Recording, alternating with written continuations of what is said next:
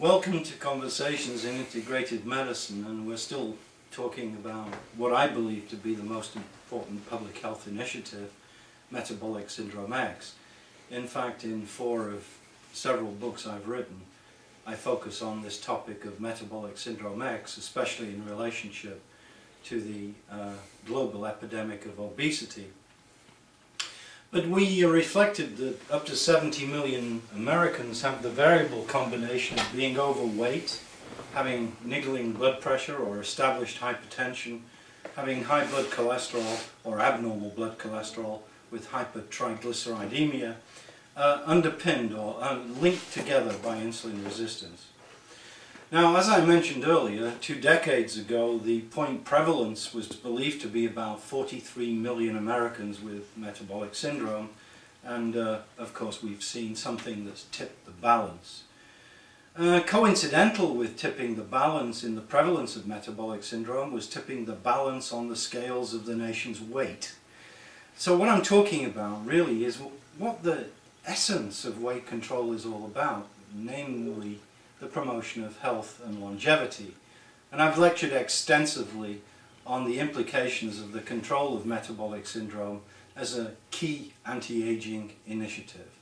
In fact, if you look at metabolic syndrome, it's like diabetes mellitus or mellitus. Diabetes can be really defined, as can metabolic syndrome, as a disorder of premature disability and aging. And it's eradication of premature disability and aging that are true anti-aging tactics. Now, the metabolic syndrome is caused by adverse lifestyle and genetic tendencies, and it has obviously a pivotal nutritional component. Let's talk about some of these lifestyle domains.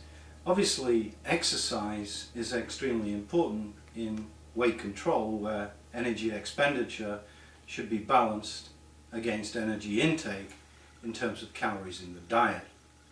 And we know that idleness promotes insulin resistance. We know that from peer-reviewed medical studies.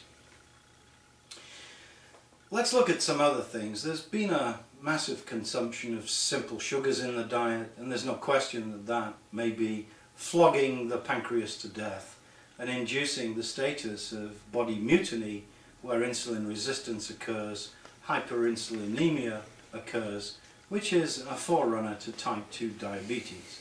And in fact, in early type 2 diabetes, hyperinsulinemia may be present. Now, they used to say that doctors who talked about curing diabetes were quacks.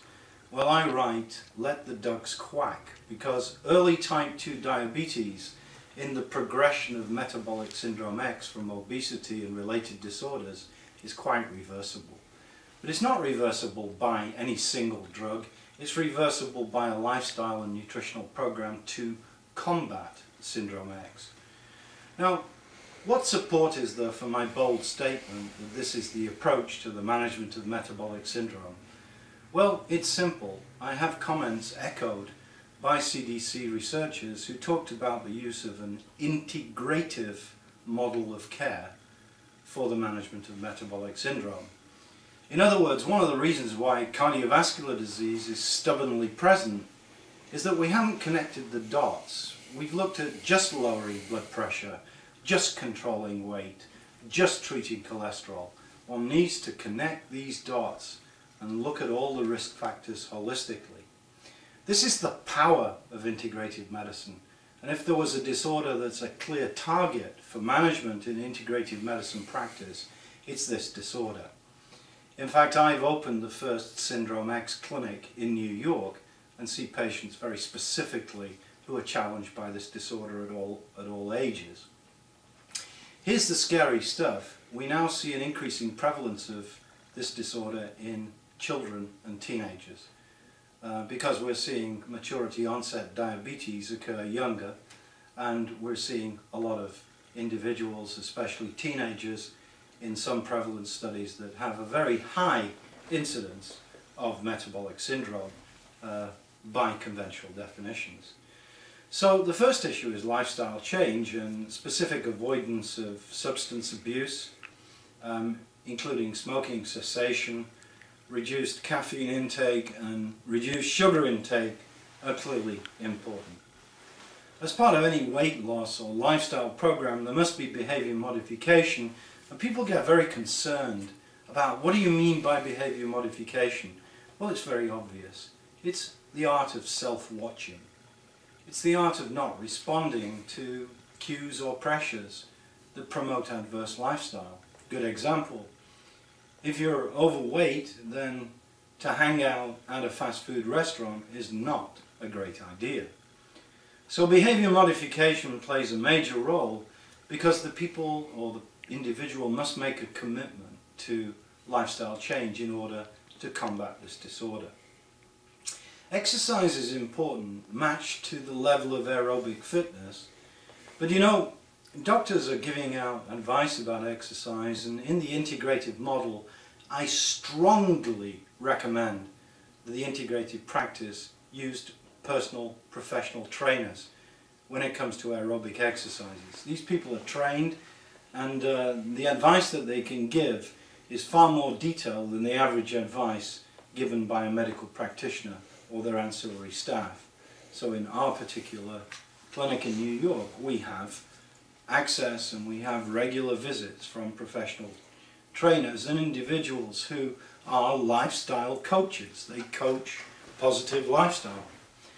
Now, the diet that's applicable should be high in fiber, reduced in simple sugars, complex carbohydrates are somewhat allowable, rich in the right type of fat. I can't impress enough the importance of omega-3 fatty acids. They have insulin sensitizing effects, they will lower triglycerides, they will lower blood pressure modestly, and they help with weight gain. So they have a multifunctional action here. Drug treatments in this disorder are a backup plan. So if you see these mature individuals walking into the average conventional medical practice, they may go away with 3 or 4 different medications for their blood pressure or for their weight control or for their cholesterol, notably a statin drug. And this to me is not the primary first line approach. The first line approach is nutritional and lifestyle. And before I exhaust nutrition, there are a group of substances that I've called Syndrome X nutritional factors. And these are factors that I've worked on for many years, and they include a whole host of different factors that may help promote a healthy blood glucose level, help promote a healthy blood homocysteine level, because metabolic syndrome is often associated with hyperhomocystinemia, as well as being associated with high blood uric acid. One needs to look at healthy immune function, healthy digestive function, antioxidant actions. The progression of complications in metabolic syndrome and diabetes are related often to advanced glycation end products or chronic oxidative stress. There's underlying inflammation that can be managed by the correct diet and supplements, and then there are other things that can be done, most notably very tight dietary control. So I'd like to discuss more in the next module the management of metabolic syndrome, very specifically by tailored Syndrome X nutritional factors, which are complementary but obligatory in the correct management of this disorder, depending on its manifestations.